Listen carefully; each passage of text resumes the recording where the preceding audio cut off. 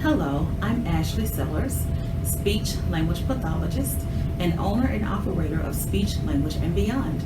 I'm coming to you today to do a quick video about how you can use board games as a way to motivate your children during their speech therapy sessions. Now, you may ask yourself, for as long as I've been making videos now on YouTube, why am I now just choosing to bring in the subject of games as a form of motivation? Well, a lot of that is really surrounded around how I have trained myself as a therapist and how I wanted to develop my therapy sessions over time. What I found in my experience through my clinical studies, through observations, my internships, that a lot of times we get caught up in the games and we lose focus about what the session is really about. So once I began to work independently on my own, after coming out of college, I always wanted to have effective sessions. And so what I would do to accomplish that, let's just say, for instance, we might have been working on inferences or idioms, whatever the target goal may have been.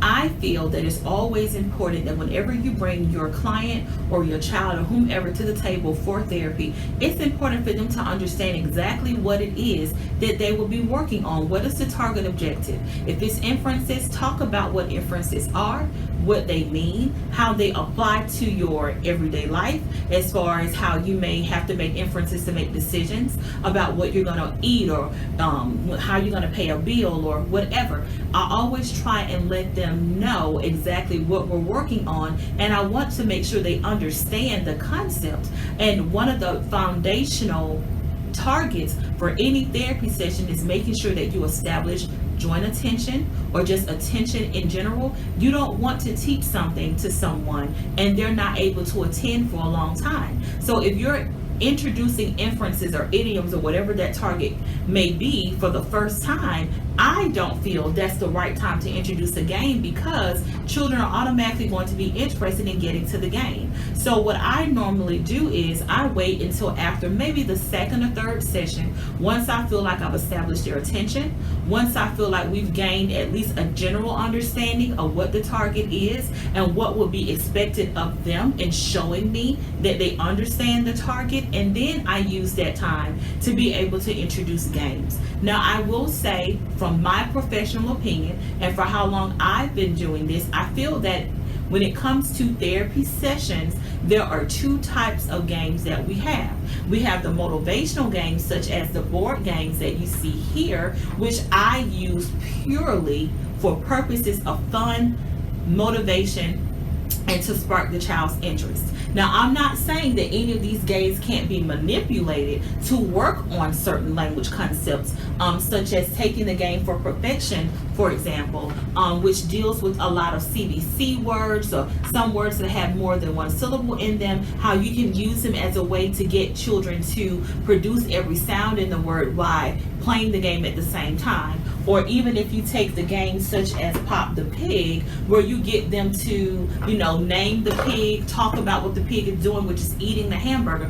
I'm not saying that those games can't be used for that purpose, but very rarely do I use it for that purpose. The second set of games that you have are the games that are created to target some of the speech therapy objectives that we would be working on. For example, Super Duper makes the bingo games that targets articulation of R, L, S, G, K. Those games are specifically targeted for that. They also make the Granny Candies games, which targets a lot of language concepts. So basically, those are the two sets of games that I feel that I have in my profession for me to choose from. And very rarely would I use two of those types of games at the same time, meaning that I wouldn't use the games such as Topple paired with the Granny Candies game, and I keep looking over there because I can see it in my closet, which is behind this camera. But anyway, I wouldn't use those two things together. I would use one or the other. Now, the purpose of this video is not to go through and show you how to use these games, but to show you the ones I have, because maybe you have some of the same ones that I have, and maybe you can offer me some suggestions on some other games that I could use. To be honest with you, I've only built this collection over the past year. Prior to that, I didn't have anything, and what I would pretty much use as motivational stuff is maybe Velcro activities where they can pull off the pictures, doing a sticker chart that if you get so many stickers in a row that you can earn a prize, or maybe even allowing them to play a game on the computer. But I feel more comfortable with myself at this point as a therapist to feel like I can have an effective session where when you come in, you're learning what you're supposed to learn, and you're taking something with you outside of this setting that you can use in your school setting or in your home setting, while at the same time sparking your interest. So let's at least just go over some of the games I have. So I have the topple game, and it's pretty much created where it stands up, you put so many of the pieces in the top, and you try not to get it to, you can stack them or whatever, and you try not to get it to fall over when it's your turn. One of the hits that my children really love is the Hungry Hippos game. And of course, you know, you have all the hippos lined up. You put the maws in the middle to see which one can eat it up the fastest. I also have Operation. And this is a good game that kind of makes you focus and attend a little bit more, because you have to pay attention to make sure that once you're pulling the objects out that you don't touch the silver lining to make the red nose, you know, pop up. And then I also have Scatterpillar, which is where you stand up the caterpillar and you try to stack all of the balls to the top while it's moving and trying to see who can get there first or whatever. So these are the games, some of the games that I have. And then on the other side, I have Perfection. And of course, you notice when you place the pieces where they match, and you try to do it in a timely manner before all the pieces pop up.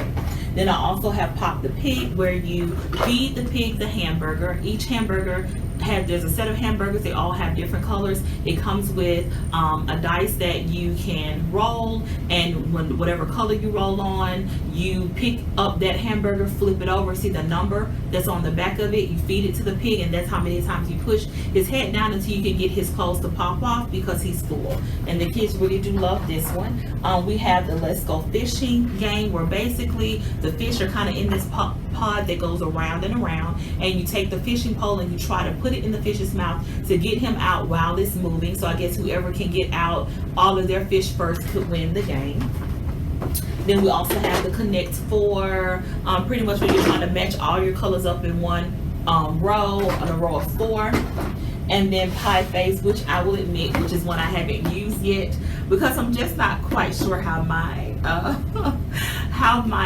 clients would respond to the whipped cream being popped in their face, because we understand the type of children that we're working with, and if you have more of your autistic children who are very particular about textures and being touched and all that type of stuff, you have to be really careful. So I haven't really felt comfortable enough to really use this one. So basically, those are all the games I have so far, and I've been researching some more that I could probably use. So you may ask me, how do you actually use these games in your session?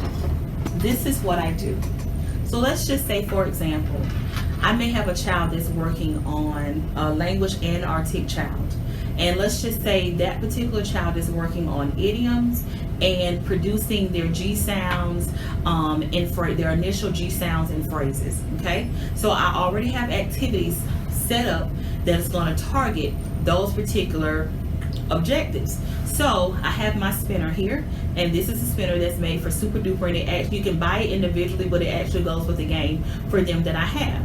So I will say, if we have 10 particular items that I'm going to use to target idioms, then, and it's 10 questions where they have to either tell me what the idiom means and then try to use it in a sentence to show me they understand what it means. I may divide that up in a way where I say, okay, let's push the button, okay, and whatever number that it lands on, if it lands on 2, then you have to answer 2 questions before you get to play a game. I may have only 1 game out for them to play, so we'll play around, or I may actually have 2 games that they can choose from at that particular point in time, and they get to choose the one that they want to do. So that's basically how I do that. So I try to work on the target, make sure that they're gaining their understanding. Let them have some type of choice in how they're able to do it as a way to keep it interesting. We play that round of the game one full time, and then we come back, we push it again. Whatever number that it lands on, that's how many questions or whatever that you have to answer, or how many words that you have to say before you can get into the game. So it's that simple. Now you may ask me, why is using games important? So this is what I found over time. I knew we always called it speech therapy. But the part I always focused on is just the speech and the language, just the things that we work on to increase the speech and language, but I never really thought about the therapy part. And when they say therapy, it's real.